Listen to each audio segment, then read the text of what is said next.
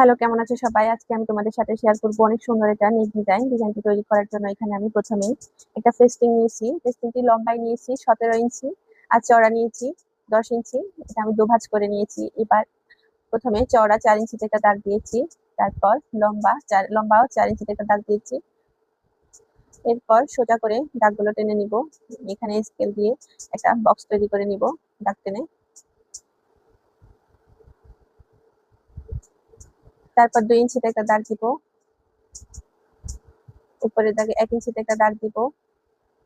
তারপর একদম উপর থেকে ধরে নিচ পর্যন্ত ধরে 16 ইঞ্চিতে কোনাকুনি ভাবে ধরে 16 ইঞ্চিতে একটা দাগ দিয়ে দিব।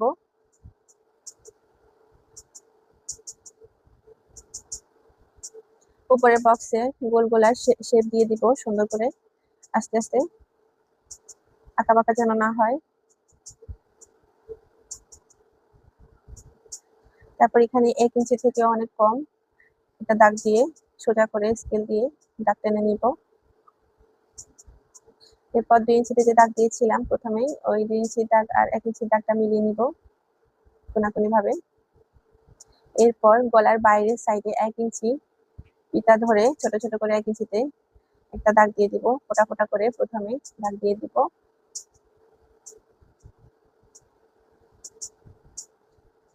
এরপরে স্কেল দিয়ে সোজা করে দাগ টেনে নিব। গলার কাটিং যদি সুন্দর হয়, গলা অবশ্যই সেলাইটাও সুন্দর হবে।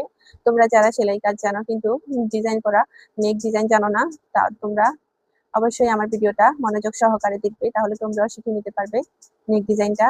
আর যারা সেলাই ভিডিও চাও অবশ্যই আমার পেজটাকে ফলো দিয়ে রাখো, আর ভালো লাগলে লাইক কমেন্ট শেয়ার দিয়ে যেও। টুকিটাকি সেলাই কাজ জানলে অবশ্যই ভিডিওগুলো মনোযোগ সহকারে দেখলে তোমরাও সবকিছু শিখে নিতে পারো খুব সহজে।